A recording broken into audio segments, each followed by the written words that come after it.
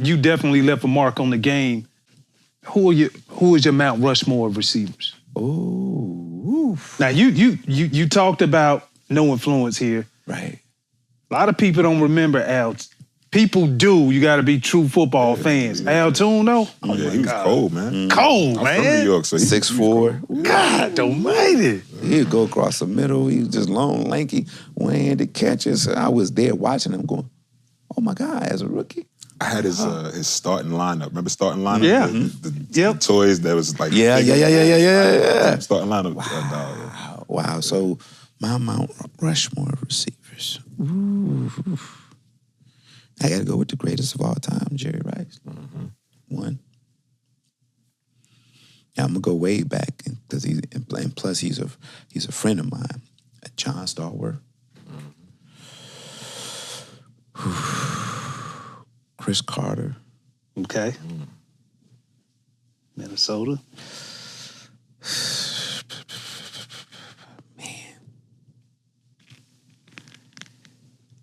Gotta put Randy on there. I was just saying. Randy on there. T.O., I'm sorry, but you gotta understand. God, no. Yeah, T.O., you in there too. But it is your Mount Rushmore. Yeah. So here's and I'm gonna tell you why. Jerry Rice comes from an HBCU, Mississippi Valley State, right? And become one of the greatest receivers to ever play the game. His work ethic was second to none. He worked to be great. It wasn't like he was born talented. He made himself talented. And that work ethic paid off. And that's why he's number one. Then you look at a Chris Carter, the adversity he's been through college and whatever else he did, and he became the man that he's become. His faith grew stronger and stronger, and he became that dude, Mr. Touchdown. Yeah. Right?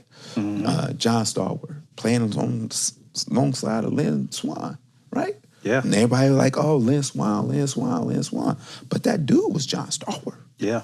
He was the one that was making them plays and doing. We just look at Lynn Swan with all them acrobatic catches. But John Stallworth was doing work, right? And then Randy Moss comes in and just becomes just a freak. Yeah. You know, just throw it up. Just throw it up. And talking about a guy running 4.4, 4.3 at that side. Come on, man. You a freak. Yeah. He changed the game and he changed organizations when he played. Think about it. He goes to New England. They go, 14, 15, 16 and 0 and losing the Super Bowl. But think about it, what he did for the career. Brady. Come on, y'all don't want to talk about that. Listen, then you know you talk about T.O., who had to play in the shadows of Jerry Rice all these years, and you know, and then finally he gets a chance. He breaks out in San Francisco. Then everywhere he went, those teams become successful. Yeah, it's all about here's the thing, and how I pick. You say Mount Rushmore. And I say all pros and Hall of Famers. And my criteria is this. Could he have played in any era?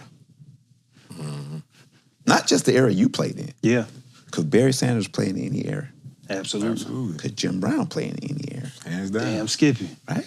So can Jerry Rice play in any era? Absolutely. Lawrence Taylor, we go on and on, on and on. Then you got to look at some of the guys, and I'm never gonna belittle somebody's blessing, because it's a blessing to go into the Pro Football Hall of Fame, right? It's a truly blessing, and you know, at the end of the day, then you got to look at when the list come out, and when I look at it, I go, could he have played in the 80s? Could he have played in the 90s? What about 2000? Could he have played in those eras? Yeah. Right? So if you say yes, he's a bona fide first ballot Hall of Famer. But if you have questions, you got to say, wait a minute. Let's talk about it. Yeah. Because think about this. The quarterbacks that are going into the Hall of Fame and the ones that are in the Hall of Fame, could they have played in the 80s? When it was, you know, could they have played in the 90s where, right? Think about it. Would they have lasted? Or are they just pocket quarterbacks that you can't touch, that's going to throw the ball 40, 50 times a game and throw for 300-400 yards and 30 or 40 touchdowns a year and never be touched, could they have played in the 80s and the 90s? 7-on-7 now. Right? So think about that. So think about it. So are we now, and I'm not bad-mouthing the Hall of Fame whatsoever, this and that. So are we now just talking about stats or impact? Did you change the game? Did you make everybody around you better? Yeah. Or are we talking about stats or impact right now? Yep. So you got to talk about both, stats and impacts. Have to. You have to.